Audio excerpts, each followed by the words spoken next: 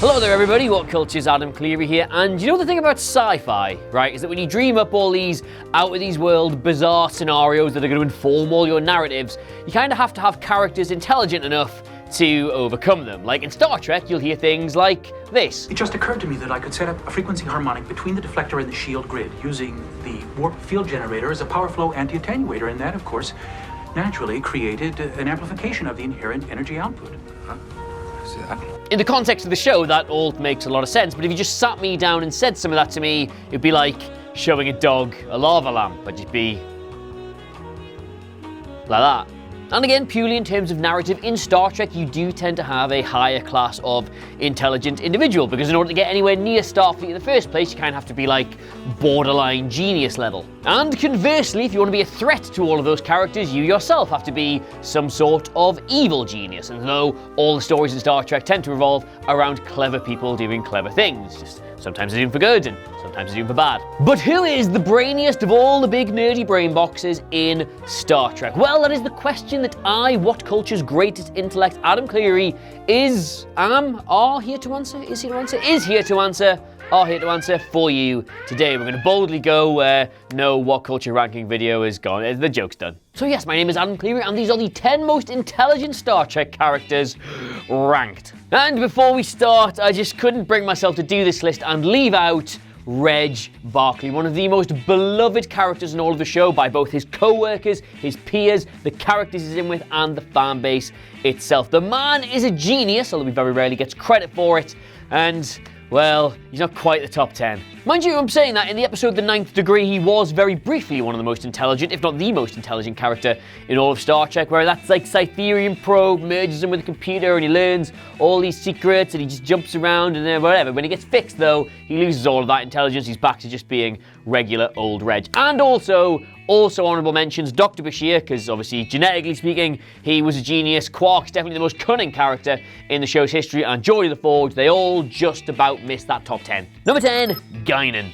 Now, yes, you can know loads about physics and astrophysics and interdimensional astrophysics and temporal physics and all of that, but that's only one part of the intelligence spectrum. When it comes to just knowing stuff, emotional intelligence, Guinan's probably number one. I always thought it was actually quite weird how they presented Guinan in the show, because you had Counselor Troi already there to look after everybody's emotional well-being, but she was a very human construct, although admittedly she was half Betazoid, and then Guinan was just kind of behind her, like a million times better than her at all the things that made her special. It was weird. Now, the origins of Guinan's race, which I think you pronounce Elorian, are still very mysterious. Like, they are listeners, they travel the galaxy, and in Guinan's case, literally work bartender on a Starfleet vessel. They are very interesting characters, and they have amassed knowledge over hundreds upon hundreds of years, making Guinan one of the most intelligent characters in the show.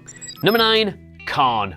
Yes, a little bit of potted Star Trek history for you here. In the late 20th century, there was what is known as the Eugenics Wars, which was basically a big, long lesson teaching humanity not to try and create Superman, because they did create Superman, and he was awful, and he was Khan.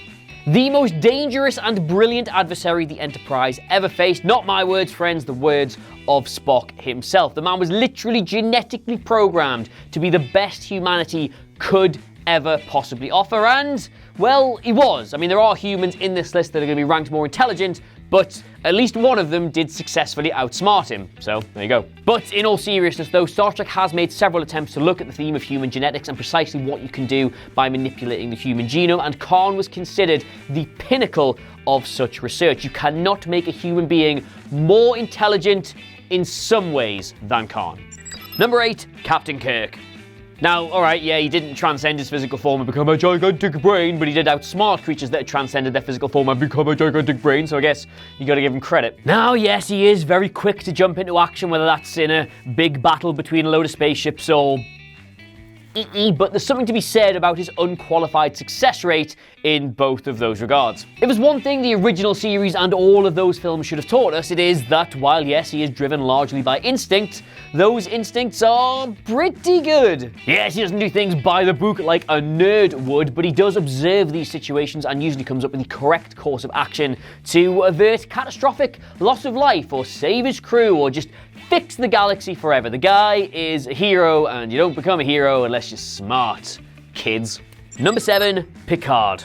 Not to betray my own roots here, because while Kirk is the working class hero amongst the Starfleet captains, Picard is the more classically trained, classically minded, the classic man. He's more considered, he's less fiery, accepts counsel from others. He does things by the book, goddammit, until the situation calls for the book to be chucked out of the nearest airlock. The man is Starfleet through and through until Starfleet stops becoming Starfleet.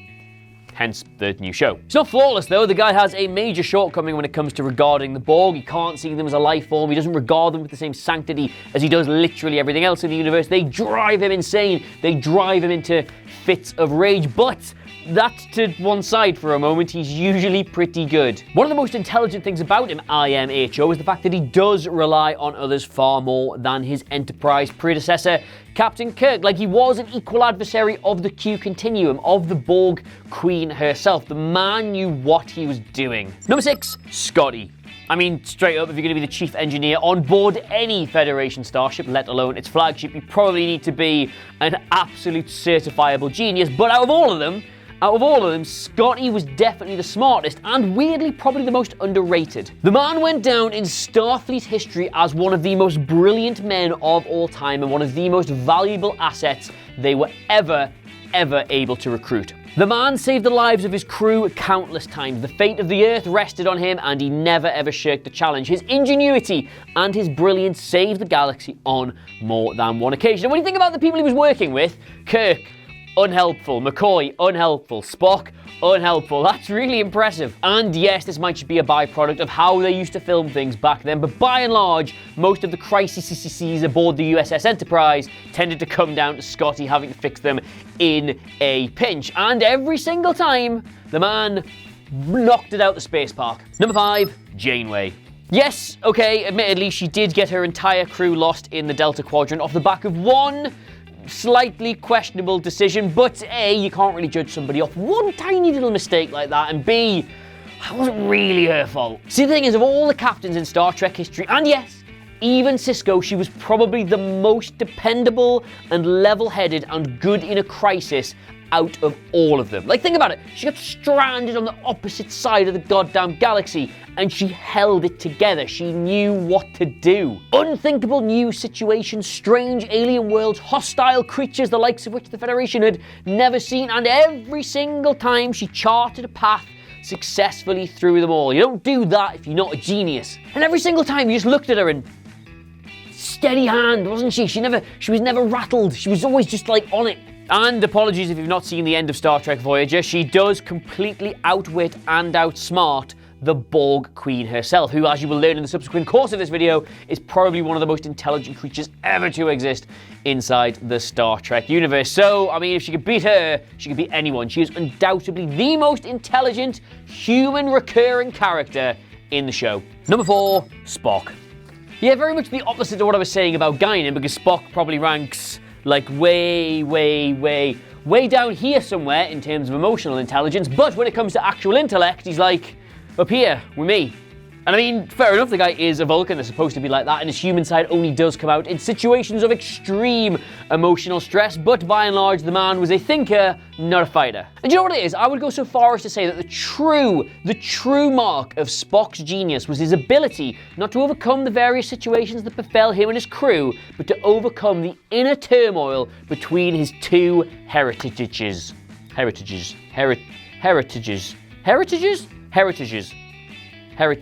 It feels a bit like lame to think of him in these sort of terms now, but the reason he was so good and the reason they wrote the character the way they did was because he was just able to cut through all the noise of the frantic human crew on the Enterprise. He made it seem more spacey, more sciencey. He was like, look, idiots, right, instead of just falling all over the place, why don't we come to a rational scientific conclusion like that, which I will now detail to you with very little emotion in my voice. It made the original series what it was. Even if the episode posed an improbable answer to an unfathomable question, you knew by the end of the running time, Spock was gonna get there.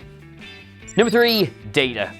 Ah yes, here he is, the all-time top 1 Star Trek character. No ats please. If Commander Data could have traded all that intelligence for just a day as a normal human, would he have done it? I think he would. And what a step down that would have been, because the man is categorically, mathematically measured, the most intelligent character in the history of Starfleet. Not quite Star Trek, but definitely in Starfleet. He could do 80 trillion computations a second. That would take me like an hour. 800 quadrillion bits of storage in his head. Free will, the ability to learn and improve himself. He was the perfect machine, and yet didn't want it, did he? Wanted to be a real boy. Now, yes, as before, he does lack a little bit of emotional intelligence and occasionally a little bit of common sense, which does hold him back from being the smartest character in the history of the show. And yes, I hear you probably should lump Lore into this bracket, but to that I would say Lore was a dick. Number 2, the Borg Queen. Alright, it's perhaps a slightly convoluted cheat here, because obviously the Borg Queen does represent the intelligence of an entire species, and I would technically class 7 of 9's intelligence as about the same kind of level when she was disconnected from the collective, but all of that, the species, 7, it all funnels back into one person.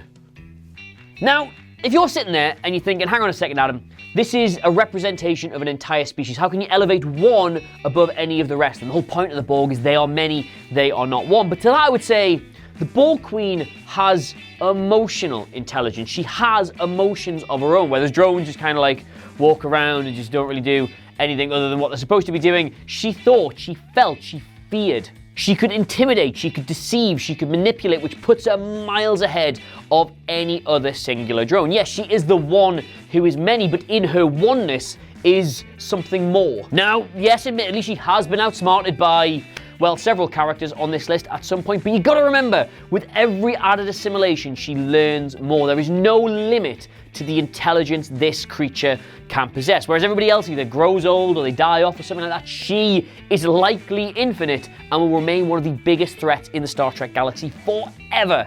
Number 1, Q. Now, admittedly, when we started doing this list, we thought, is there any way we could not have Q at number 1? Because it does feel kind of boring. But then we remembered Q has omniscience, which literally means he knows everything, and ergo is one of the most intelligent creatures that you could ever even conceive of, even in fiction. There's no beating that. Now, the Q continuum is, well, God knows what the Q continuum really is, but it is inhabited by these creatures which call themselves Q and can be anywhere in the galaxy at any one time, and they can change the course of history, they can go in the past, they can shape things entirely to their will. They have complete control over the mortal universe, and they like to spend their time trolling Starfleet captains. And the thing is, right, even in episodes where it feels like our protagonists have outsmarted Q, they haven't. All they've done is just play whatever little game he wanted them to play. Like, the guy is just, we're all just puppets on a big QE string. And that's just all there is to it. When it comes to intelligence, you have to kind of know things, and the being that is omniscient knows everything, so ergo he is top of the ladder forever. And I'm really sorry if somehow the creation of a being which has all this power somehow underwhelms you. So there you have it. Those are the 10 most intelligent recurring characters in all of Star Trek history. Yes, there are probably random other beasties and beings that probably should be atop this list, but they don't come up that often, so they're not coming up here. If you can think of any of those, shout them out in the comments below. We might do a commenters edition of this at some point. But in the meantime, thank you so much for watching. Welcome to Trek Culture, my friends. Do tell all of your own pals, which I'm sure you have. I've been Adam Cleary. Like, share, and subscribe, and I will see you soon. I will. Goodbye.